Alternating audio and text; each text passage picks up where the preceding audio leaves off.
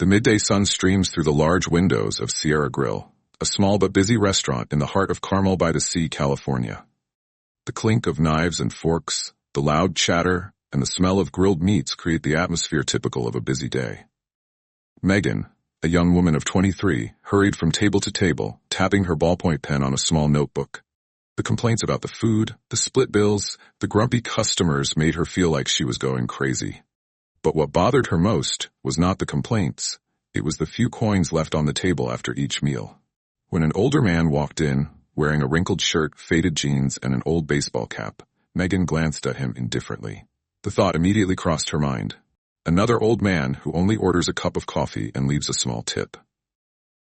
Megan clutched her notebook, taking a deep breath before walking to table 12. The shift was bad enough, and she wasn't in the mood to serve another customer who she knew wouldn't leave a tip. The man sat alone, looking as relaxed as if he had no pressure on his shoulders. His slightly wrinkled shirt, faded jeans, and old leather boots made him look like some old farmer from the countryside passing through town. He didn't look around, didn't wave at the waiter, just watched quietly. As if enjoying the moment, Megan glanced at him, then forced a forced smile. "What would you like to order?" Her voice was curt, unenthusiastic. The man looked up, his eyes sharper than she'd expected. But instead of seeming annoyed by her impatience, he simply replied, his voice low and firm. "A burger, thank you." That was it. No appetizer, no additional drink. Megan raised an eyebrow, repeating the order without emotion. "Burger. Got it. Drinks?" The man shook his head slightly, one hand picking up the fork on the table, twirling it between his fingers, as if by habit. "No, thanks. That's all." Megan pouted as she left, muttering quietly enough for him not to hear. Another stingy customer. She walked quickly to the counter, set her order down nonchalantly, and turned back to the other tables. But no matter how hard she tried, she could feel the man's eyes on her. It wasn't a scrutinizing stare, nor the gaze of an annoyed customer waiting to be served. It was more like careful observation. Megan frowned slightly. Was he judging me? The thought made her uncomfortable. A few minutes later, when the burger was placed on the tray, Megan quickly picked it up and walked toward table number 12. But this time, she didn't try to hide her annoyance. She set the plate down on the table with a clatter, not bothering to see if it was askew. She did this hundreds of times a day, and a burger wasn't worth being particularly careful about. "Here you go," she said, running a hand through her hair as she placed the ketchup bottle next to the plate. The man looked down at the burger, then looked up, his eyes meeting hers. "Thank you," he replied, his voice calm but full of meaning. Megan didn't know why, but the tone of his voice struck her as strange. It wasn't the casual thank you of a regular customer. There was something solid, something deep about it, as if he were evaluating not just the food, but the way she served it. But Megan brushed it off. "Anything else?" she asked, folding her arms across her chest. The man shook his head slowly. "No, this is fine." Megan shrugged, turned, and walked away, but somehow she still felt a little irritated. Something about the old man made her uncomfortable. Maybe it was the way he was so calm in a crowded restaurant. Maybe it was the way he looked at her. Or maybe she felt like she was being judged. Little did she know, in just a few minutes, her entire way of thinking would change. Megan purposely ignored table 12 for the rest of her shift. She was busy with the other tables, but she would occasionally glance at the strange man. He didn't rush, didn't complain. He just sat there, slowly eating his meal, as if he was enjoying something more than the taste of the food. When he was done, Megan decided to complete one last task to end this interaction.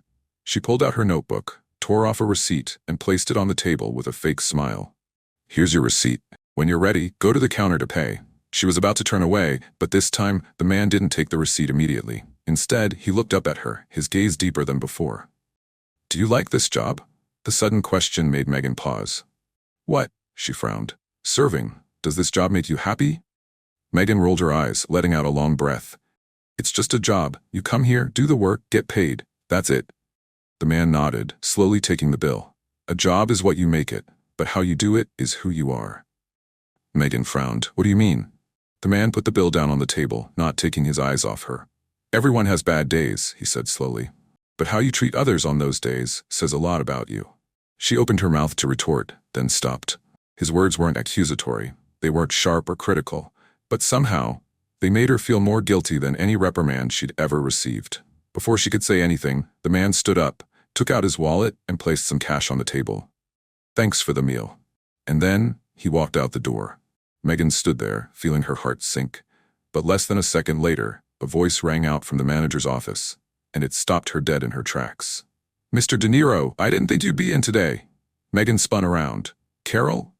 The restaurant manager was walking quickly out of the office, a big smile on her face, and the man who just walked out the door? Robert De Niro. Megan stood frozen. She felt the air freeze around her. Robert De Niro, a Hollywood legend, one of the greatest actors of all time. The man who created iconic roles and, more importantly, the owner of this restaurant. She couldn't believe her eyes. Every word she had said, every indifferent action she had taken towards him during her shift flashed through her mind like a slow-motion movie. She had insulted Robert De Niro. She had served him with the least amount of respect possible. And he had said nothing. Just a gentle, yet profound lesson. Megan felt her chest tighten. In the 2 years she had worked here, she had never once cared to know the identity of the restaurant owner. If she had, she would have recognized him at first. But now it was too late. She had failed the most important test of her life, and she didn't know if she could ever fix it.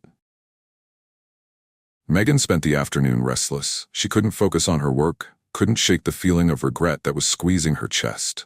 In the 2 years she had worked at Sierra Grill, she had never really cared about anyone. For her, this job was simply a way to make a living. But today, in a single moment, a man made her realize she had been wrong. Megan tossed and turned all night. She thought about how she had acted, about Robert De Niro's cryptic words. And then, the next day, when she walked into the restaurant, she felt a tingle of tension run down her spine. Because he was back. Megan heard his deep voice as soon as she entered the kitchen. "You look busy today." She stiffened. Taking a deep breath, she turned.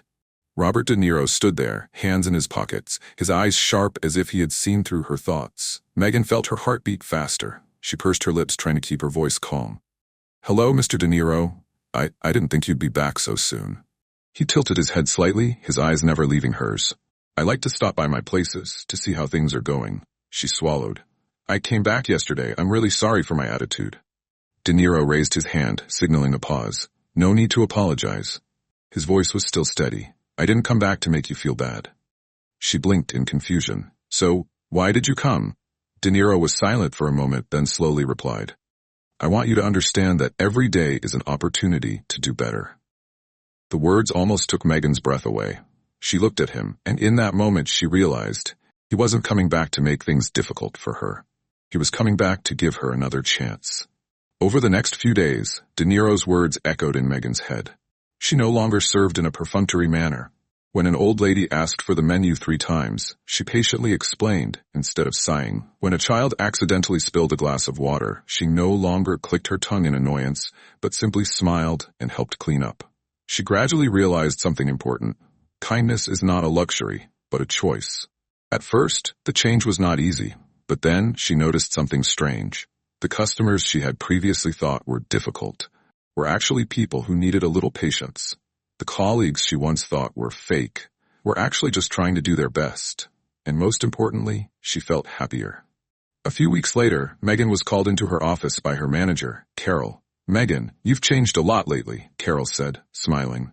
"Customers have started to leave positive feedback about you. One even wrote on a review card that you were one of the best servers they've ever had." Megan was stunned.